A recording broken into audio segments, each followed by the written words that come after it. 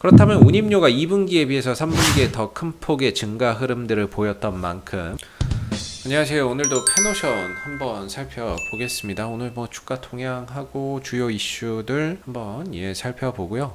좋아요와 구독도 한번 부탁드리도록 하겠습니다. 자, 오늘 1%의 소폭이나마 상승을 좀 보여주고 있는 페노션의 흐름이다라고 볼 수가 있겠고, 역시나 이제 뭐 페노션을 보려고 하면 뭐 BDI 지수나 이런 부분들을 항상 뭐 체크를 안 할 수가 없을 것 같아요. BDI 지수가 어제는 이제 4,215포인트로 마감이 됐고, 전일 비해서는 다소 좀 줄어드는, 소폭 좀 하락하는 그런 이제 모습을 나타냈습니다. 페노션의 입장에서는 이 BDI 지수가 굉장히 중요하죠. 중요하고 결국에는 이제 벌크 선사이기 때문에 BDI가 이제 운임 지수가 되겠고요. 이 부분들이 상승하면 할수록 이익이 늘어날 수 있고, 반대로 이 부분들이 하락하면 하락할수록 이익이 줄어들면서 실적이 나빠질 수 있기 때문에 페노션의 입장에서는 BDI 지수나 이런 부분들의 어떤 동향이 절대적인 주가에 영향을 많이 미친다, 이렇게 봐야 될 겁니다. 이제 추석 연휴가 뭐 다음 주 있고, 뭐 갔다 오게 되면은 거의 뭐 3분기도 마무리입니다. 그렇게 되면은 지난 이제 3분기 동안의 BDI 동향이라고 해야 될까요? 7월 달부터 7월, 8월, 9월이 3분기잖아요. 이 기간 동안에 어찌 보면 BDI 평균 지수가 한 3,000대 중반 정도가 나오지 않을까 싶습니다. 한 3개월 정도를 평균해 보면 대충 뭐 요 정도의 어떤 이제 흐름들이 최근에 3개월 정도의 어떤 BDI 지수의 평균을 보게 되면 아마 한 중간 정도 되겠죠. 요 정도가 될 것 같은데, 2분기의 BDI 평균이 2,700에서 2,800 정도라고 볼 수가 있는데, 3분기에는 그보다 높은 한 3,000대 중반 정도에서의 BDI 지수가 형성됐다라고 볼 수 있겠죠. 그렇다면 운임료가 2분기에 비해서 3분기에 더 큰 폭의 증가 흐름들을 보였던 만큼 결과적으로 3분기 실적이 더 2분기보다 나아질 수밖에 없는 부분이 될 것 같고요. 앞으로는 이 페노션이 현재 그 벌크선의 운임 운행이나 이런 부분들을 올 하반기 뭐 300척까지 확대를 한다라고 했기 때문에요. 운임료가 계속해서 올라가고 거기에 따라서 운행하는 이런 벌크선의 숫자가 늘어나게 되면, 선박의 숫자가 늘어나게 되면 이익의 증가세도 이전보다 좀 더 가파라지게 증가 흐름들을 나타낼 수 있는 부분이기 때문에, 운임료나 이런 부분들이 상승하고 거기에 따라서 선박량을 증가하는 부분들은 장기적으로 페노션의 실적에 상당히 좀 긍정적인 요소로 평가해 볼 수 있을 것 같습니다. 최근에 이제 주가가 별로 안 좋았어요. 특히나 9월 초에 안 좋았던 거는 이제 BDI 지수나 이런 부분들이 좀 하락을 하게 되면서 주가가 하락을 했는데, BDI 지수는 회복이 됐습니다만은 주가나 이런 부분들은 아직까지 이전 수준으로 회복이나 이런 것들을 하지 못하고 있는 그런 상황인 거죠. 그래서 다소 어제는 BDI 지수가 소폭이지만 조금 꺾이는 모습이 있기는 했는데, 이전 수준을 아직 회복하지 주가가 완전히 좀 반영을 하지 못하고 있기 때문에요. 우리가 BDI 지수가 다시 원래대로 돌아간 만큼 어느 정도 주가도 시간을 두고서 점진적인 반등 흐름들을 이어나갈 것이다 라고 계속해서 기대를 해봐야 되는 부분들이 될 것 같습니다. 좀 아쉽게도 기술적인 흐름에서의 좀 우려가 되는 부분들을 보면 사실 좀 고점이 좀 낮아지고 있어요. 고점이 좀 낮아지고 있고, 저점에 있어서도 이전에 굉장히 좀 중요했던 어떤 7,450원, 7,500원짜리나 이런 부분들이 이번에 좀 무너졌고, 저점도 이전에 비해서 좀 낮아지는 이런 형태를 보이고 있는 거죠. 그래서 고점과 저점이 동시에 낮아지는 이런 형태를 보여주고 있기 때문에 3분기 실적에 대한 어떤 이제 기대 이런 것들은 여전히 높다라고 볼 수 있지만, 주가의 방향은 다소 조금 이제 하방의 흐름들로 가고 있는 게 아닌가 싶습니다. 그래서 지금은 일단 뭐 7,450원짜리가 더 이상의 지지 라인의 역할로서는 의미가 없다, 이렇게 생각이 들고요. 현재는 뭐 121선 중장기 이평선에서 지지 반등을 한번 기대해 봐야 될 것 같다 싶고, 여기서 이제 반등을 좀 가져간다라고 하더라도 일단은 뭐 8,000원 정도 이전 수준보다는 조금 못 미치는 정도까지의 반등이 가능할 것 같다라고 생각이 듭니다.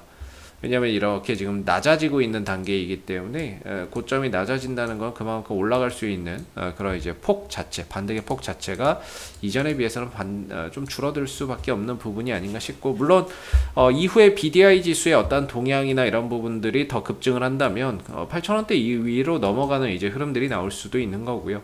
반대로 또 BDI 지수가 다시 또 꺾인다거나 그러면 반등을 주더라도 재차 또 주가나 이런 부분들이 하방 압력을 어느 정도 또 더 강하게 받을 수밖에 없는 그런 이제 부분들이 되겠죠.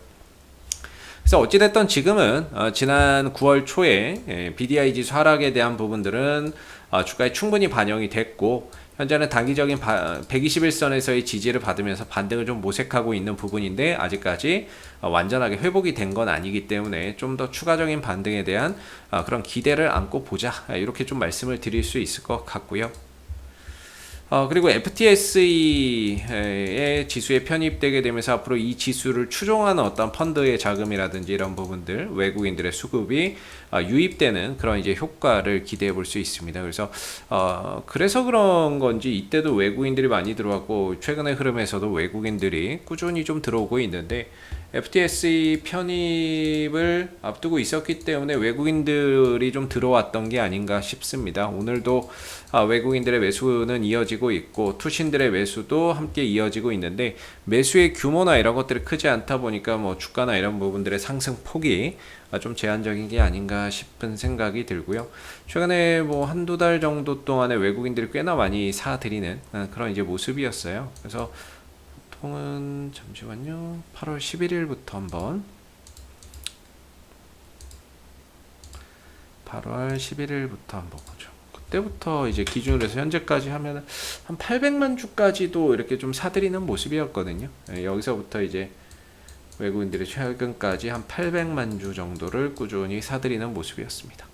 얘네들도 수익을 보지는 못했을 거예요. 보지는 못했고, 근데 지금 들고 있는 형태고, 아직까지 엑시트하지는 않았고, 이 기간 동안에 외국인들에게 물량을 넘긴 주체가 이제 연기금이죠. 연기금이 물량을 외국인들에게 던져버리는 상황들이 있었고, 그걸 외국인들이 고스란히 다 받아내는 그런 상황이었어요. 그래서 이제 최근에 연기금의 어떠한 매도세나 이런 부분들도 이전에 비해서 많이 좀 줄어들었기 때문에 하방 압력이나 이런 부분들에 있어서는 어느 정도 브레이크가 걸릴 것 같고요. 121선에서의 어떤 기술적 반등 계속해서 좀 기대해 보셔도 좋을 것 같아요. 뭐 실적에 대한 어떤 전망, 이런 부분들은 어떤 이제 추정치라는 게 있죠. 증권사에서 나오는 어떤 평균 추정치가 있는데, 올 한 해 벌어들일 거라고 예상되는 이제 매출액이 4조 원이고 영업이익 4,200억 원 정도, 순이익 한 3,700억 정도가 예상이 된다라고 보시면 될 것 같고요. 분기 실적으로는 3분기 추정 실적이 1조 1,000억 원 정도 매출액, 영업이익은 2분기보다도 훨씬 더 높은 1,391억 원, 아무래도 BDI 지수가 올라갔으니까 거기에 따른 이익이나 이런 부분들도 확실히 2분기보다는 증가될 거라고 보는데, 주가는 생각했던 것보다 이 부분들 이렇게 좀 늘어나는 실적이 좋아질 것으로 기대하고 있는데, 그 부분에 비해서는 조금은 탄력이 떨어지고 있는 모습인 것 같아요. 그래서 뭐 앞으로 BDI 지수 동향 잘 또 봐야죠. 4분기 추정치나 이런 것들은 다소 3분기에 비해서는 줄어들어 있는데, 그건 또 몰라요. BDI 지수가 또 올라가게 되면은 이 추정치도 또 변할 수 있는 거고, 변하는 만큼 또 주가도 또 올라갈 수 있는 거니까. 그래서 우리가 앞으로 이제 BDI 지수 동향의 어떤 이제 부분들 계속해서 좀 체크해 봐야 되는데, 뭐 신고가의 영역인 거죠, 거의. 그래서 여기서 더 뻗어나가면 역시나 이제 실적 추정치, 4분기 실적 추정치나 이런 것들도 더욱더 또 높아질 수 있는 거니까, 그런 부분에서의 어떤 이런 추이들을 계속 체크해 볼 필요가 있고, 주가는 뭐 기술적으로 121선 지지 반등을 기약해 볼 수 있고요. 이 반등이 나온다면은 최대한 8,000원 정도에서의 어떤 이제 변곡점이 형성될 수 있다. 여기서 올라가던 아니면 좀 더 꺾이는 이런 이제 방향의 전환이 일어날 수 있는 어떤 기술적 저항대는 8,000원 정도가 될 것 같다라는 그런 이제 생각이 드는 부분입니다. 그래서 지금 정말 기술적으로 보면 121선 말고는 비빌 언덕이 없고요. 여기 무너지면 진짜 답 안 나올 것 같아요.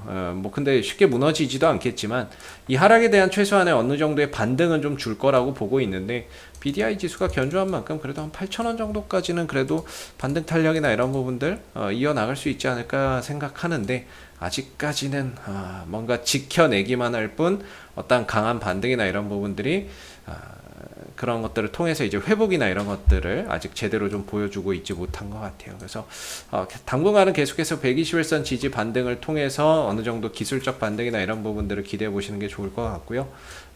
단기적인 저항은 한 8,000원대에서 받을 수 있다. 이런 부분들도 잘 한번 체크해서 보시면 좋을 것 같습니다. 자, 이상 AP투자연구소의 이세훈 전략팀장이었고요. 구독과 좋아요도 한번 부탁드리도록 하겠습니다. 감사합니다. 그리고 네이버에서 AP투자연구소를 검색하시게 되면 웹사이트 상단에 AP투자연구소 홈페이지 링크가 나옵니다. 클릭하시게 되면 AP투자연구소 홈페이지로 접속을 하실 수가 있는데요. 가운데 무료 추천 종목 카테고리에 2021년 무료 추천 종목을 클릭하시게 되면 소장님께서 매일매일 국내외 시황에 대한 실시간 브리핑과 함께 댓글로서 무료 추천 종목을 제공해 드리고 있습니다. 하나 눌러서 들어가 보게 되면요. 댓글 리딩은 아침 7시 49분부터 시작이 되었고요. 간밤에 있었던 미 증시 상승과 하락에 대한 이유도 이렇게 댓글로서 쭉 적어 드리고 있습니다. 그리고 9시가 되게 되면 무료 추천 종목이 나오게 되는데요. 무료 추천 종목의 종목명, 그 다음 매수가, 1차 목표가, 손절가가 함께 제시가 됩니다. 그래서 주가가 올라가게 되면 또 올라간 부분에 대해서 장중 댓글로서 이렇게 리딩을 계속해서 해드리고 있고요. 또 하락하게 되면 하락한 대로 장중에 댓글 리딩을 계속해서 해드리고 있기 때문에 무료 추천 종목이 필요하신 분들은 많은 도움 받아가시면 좋겠고요. 또한 저희가 이제 테마주 검색기라고 하는 무료 어플리케이션을 개발을 해서 누구나 무료로 사용이 가능합니다. 홈페이지에 여기 테마주 검색기 클릭을 해 보시게 되면 안드로이드 버전, 아이폰 버전, 윈도우 PC 버전이 있고요. 스마트폰 버전은 구글 플레이나 앱스토어에서 AP 테마를 검색하신 이후에 다운로드 받으시면 무료로 사용이 가능하시고, PC 버전이 필요하신 분들은 저희 홈페이지를 꼭 방문해 주시면 되겠습니다. 그래서 다운로드 받아서 무료로 활용해 보시면 되는데, 시장의 모든 테마를 한눈에 볼 수 있고요. 급등하는 테마주들도 그날 어떤 테마주가 급등하는지도 또 파악이 빨리 가능하고, 시장 주도주들이 오늘 무엇인지도 한눈에 좀 파악이 가능하다라고 보시면 될 것 같아요. 그래서 시장의 어떤 동향, 테마의 동향이나 이런 것들을 한눈에 파악해 줄 수 있는 그런 이제 어플이기 때문에 다운받아서 활용하시면 주식 매매하시는 데 많은 도움이 되실 거라고 생각이 듭니다. 감사합니다.